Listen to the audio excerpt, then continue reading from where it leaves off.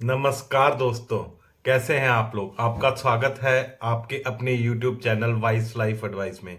तो दोस्तों आज हम बात करने वाले हैं एक natural homemade plant plant based antibiotic, जिसको आप अगर लेंगे तो जो आपकी कॉमन तकलीफ़ें आती हैं हमारी बॉडी को, जैसे खांसी की तकलीफ़ रहती है, हमें हमारा गला खराब रहता है, या हमें बुखार आता है, या छोटे मोटे जो भी इन्फेक्शन आते हैं, उसके लिए ये बहुत ही कारगर सिद्ध होगी। और इसे आप बना के रख सकते हैं। इसको आप 3 4 5 दिन, एक हफ्ते तक भी आप इसको यूज़ कर सकते हैं।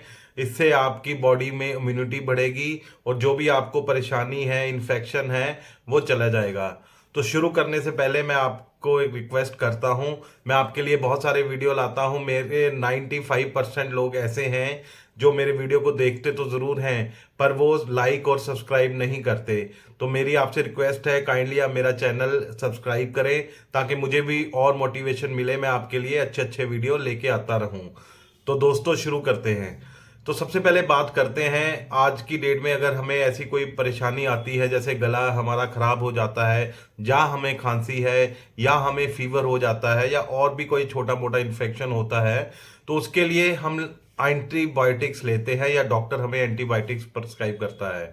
एंटीबायोटिक्स बहुत ही अच्छी क्लासिफिकेशन है जो एलोपैथी में मेडिसिन है, पर उसके लॉन्ग टर्म यूजेस में कई तरह के साइड इफेक्ट्स भी हैं। तो बेसिकली एंटीबायोटिक को अगर हम देखें तो एक दो तरह की एंटीबायोटिक होती है। एक होती है स्पेसिफिक एंटीबायोटिक, जो काम करती है स्पेसिफिकली जो माइक्रोब्स होते हैं उन पे, जो कारण होता है आपकी इन्फेक्शन का। जैसे कोई एंटी बैक्टीरियल होती है एंटीबायोटिक, तो वो बैक्टीरिया पे काम करती है। ऐसे ही एंटी वायरल होती है, जो वायरस, जो बुखार जनरली होता है, वायरल फीवर बोलते हैं जिसे, उस पे काम करती है। कोई एंटी फंगल होती है, जो फंगस के कारण हमें प्रॉब्लम्स होती है, उस पे काम करती है। दूसरी तरह की एंटीबायोटिक दोस्तों होती है जिसे हम वाइड या ब्रॉड स्पेक्ट्रम एंटीबायोटिक्स कहते हैं। ये सभी माइक्रोब्स पे काम करती है, चाहे आपको इन्फेक्शन बैक्टीरिया से हुआ हो, वायरस से हुआ हो, या फंगल हुआ हो। ये ब्रॉड स्पेक्ट्रम एंटीबायोटिक्स सभी माइक्रोब्स पे काम में करने में सक्षम होती है। पर इससे हमें आराम तो मिल जाता है, लेकिन इससे लॉन्ग टर्म में यूज करने से बहुत सी प्रॉब्लम होती है। इसके कई साइड इफेक्ट्स होते हैं। इससे एंटीबायोटिक रेजिस्टेंस हो जाती है हमारी बॉडी में। तो आने अगर हम इसको ज़्यादा यूज़ करते हैं तो ये हम पे कारगर सिद्ध नहीं होती। फिर हमें इसकी हायर डोज या स्ट्रॉन्ग एंटीबायोटिक्स लेनी पड़ती हैं, जिसके और भी ज़्यादा साइड इफेक्ट्स होने शुरू हो जाते हैं हमारी बॉडी में। इससे हमारी गैस्ट्रो इंटेस्टाइनल गट, जिसको हम बोलते हैं, उसको, उसमें पाचन शक्ति में सिंपल वर्ड्स में कहूँ तो प्रॉब्लम आती है। प्लस इसमें जो दिक्कत आती है वो है इम्यूनिटी की। इससे आपकी इम्यूनिटी धीरे धीरे कम होनी शुरू हो जाती है। तो दोस्तों अब हम बात करते हैं वो प्लांट बेस्ड फूड क्या है, वो प्लांट बेस्ड ड्रिंक कैसे बनाना है नेचुरली, जिसे हम घर पे भी तैयार कर सकते हैं। और ये सभी बीमारियों जो मैंने बात की, सभी इन्फेक्शन को लड़ने में सक्षम है, बहुत ही असरदायक है, नेचुरली है, और इससे आपको फायदा होगा रादर देन आपकी कोई भी नुकसान होने की बजाय। इसके जीरो साइड इफेक्ट्स हैं दोस्तों। तो इसमें क्या क्या डलेगा वो नोट करते जाएं। सबसे पहले इसमें हम डालेंगे तुलसी। तुलसी पे स्पेसिफिकली मेरा एक वीडियो है, आप चेक कर सकते हैं। तुलसी में बहुत सारे मेडिसिनल बेनिफिट्स हैं। तुलसी एक एंटी माइक्रोबियल, एंटीसेप्टिक इसमें प्रॉपर्टीज होती है, तो तुलसी के पत्ते हम इसमें यूज करेंगे। दूसरे नंबर पे हम यूज करेंगे गार्लिक। जी हाँ, लहसुन जिसे कहते हैं। गार्लिक में 33 तरह के सल्फर कंपाउंड्स होते हैं जो एंटी माइक्रोबियल काम करते हैं, जो सभी बैक्टीरिया, वायरस, फंगस इनसे लड़ने के लिए सक्षम होते हैं। तीसरे नंबर पे इसमें हम यूज करेंगे हल्दी, या फिर हम कहें टर्मरिक। टर्मरिक में कुरकुमिन नाम का एक कंपाउंड होता है जो एंटी माइक्रोबियल और हीलिंग प्रॉपर्टीज होती है। अगर हमें इंटरनली कोई हमारी बॉडी में कोई जख्म है तो उसे ठीक करने में बहुत ही सहायक है टर्मरिक। चौथे नंबर पे हम यूज करेंगे इसमें अदरक या फिर जिंजर। इसमें एक्टिव कंपाउंड होता है जिंजरोल। जिंजरोल में भी दोस्तों एंटी माइक्रोबियल प्रॉपर्टीज होती है, और ये बहुत टाइम से अगर हमारे गले में खराश है या हमारा गला खराब है, तो हनी के साथ मिक्स करके थोड़ी सी काली मिर्च डाल के हम बचपन से ही अपने बच्चों को और हम खुद इसे यूज करते आए हैं। इसके अलावा 5वें नंबर पे आता है एप्पल साइडर विनेगर, या शॉर्ट फॉर्म में बोले एसीवी। एसीवी बहुत ही इंपॉर्टेंट है। तो ये इंक्रीज करता है फैगोसाइट्स हमारी बॉडी में।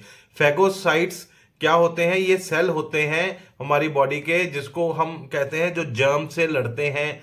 जो भी हमारी बॉडी में इन्फेक्शन आता है, वायरस आता है, बैक्टीरिया आता है, उसे लड़ते हैं, उसको खत्म करते हैं। वो स्पेसिफिकली सेल को फैगोसाइट्स बोलते हैं।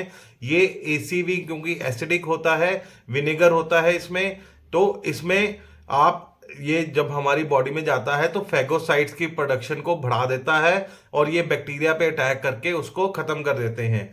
6th नंबर पे हम इसमें यूज करेंगे लेमन। जी हाँ, नींबू। नींबू में विटामिन सी की भरपूर मात्रा होती है और आप सब जानते हैं विटामिन सी बहुत इंपॉर्टेंट होता है हमारी बॉडी की इम्यूनिटी को बढ़ाने के लिए।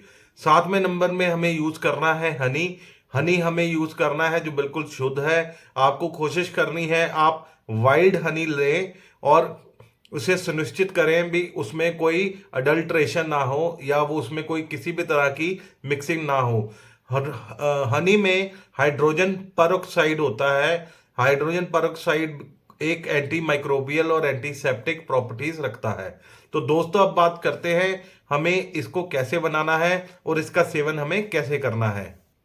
दोस्तों इसकी विधि जो है बनाने की बहुत ही आसान है, बहुत ही सिंपल है।